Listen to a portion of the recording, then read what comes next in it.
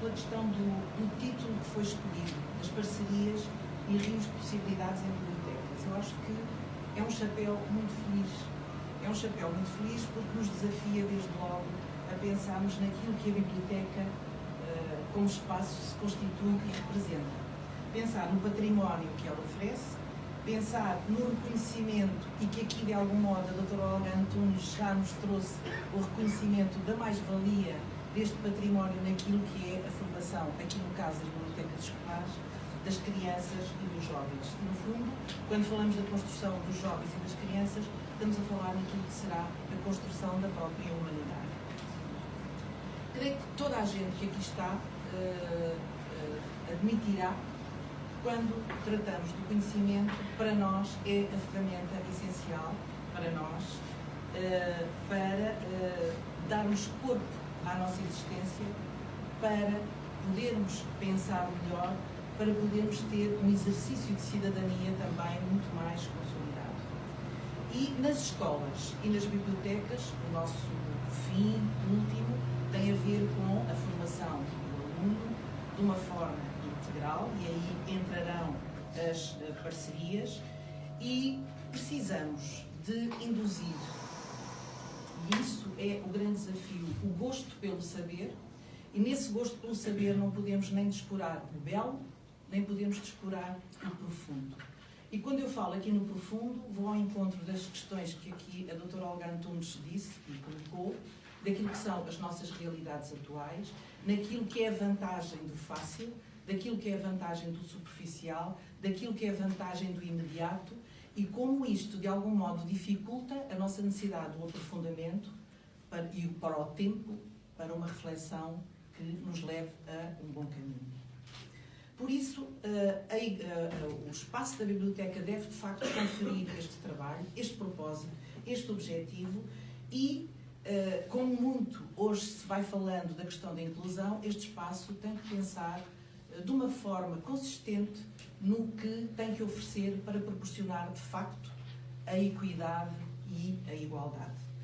Por isso, deve ser um espaço múltiplo, com múltiplas dimensões, que proporcione, de facto, a capacidade de socialização entre os alunos e que possibilite, através das estratégias que desenvolva, curiosidade nestes alunos e que promova as descobertas que são tão necessárias para o seu desenvolvimento. Por isso, quando pensamos em bibliotecas, e aqui sejam elas públicas, sejam elas escolares, não podemos só restringir à ideia de reunir e disponibilizar recursos, é muito mais do que isso.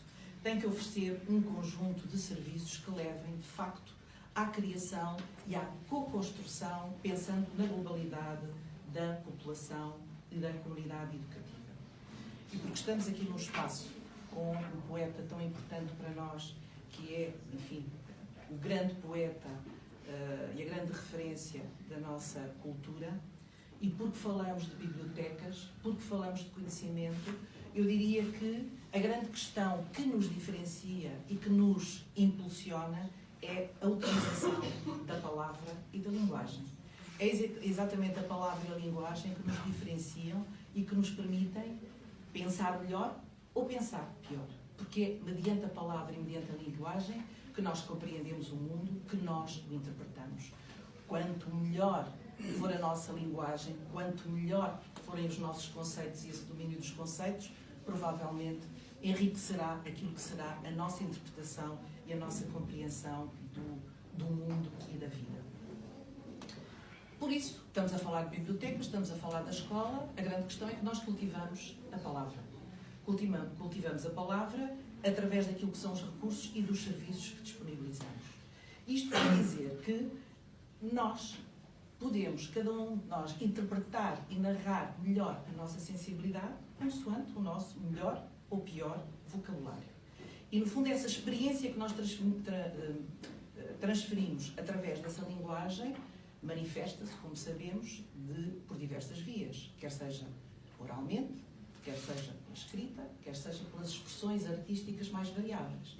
E temos a música, e temos a poesia, e temos a literatura, e temos a escultura, e por aí adiante, que não vou continuar. Depois, porque também é através da palavra e da linguagem que nós compreendemos e que temos memória sobre os acontecimentos. E é isto também que nos favorece a evolução da ciência e que favorece a evolução também da área das humanidades. E a outra questão que é fundamental para nós neste uso da linguagem tem a ver com um tempo que é difícil e que é duro, num tempo em que sentimos todos que a democracia não é nada ainda adquirido, muito pelo contrário, num tempo em que assistimos ao bloqueio entre os povos, com aparecimentos e desejos de erguer muros, e também aqui a palavra é fundamental naquilo que é o diálogo entre nós enquanto indivíduos, entre nós enquanto povos, apesar de termos questões individuais que nos diferenciam e também culturais. Mas há um denominador comum que tem a ver com a nossa natureza humana e naquilo que diz respeito aos direitos e deveres de cada um.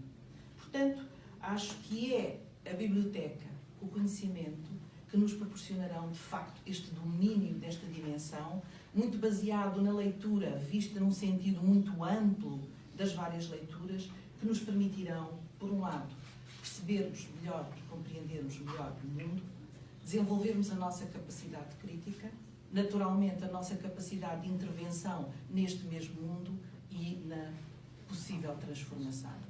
E também numa criação mais humanista da humanidade.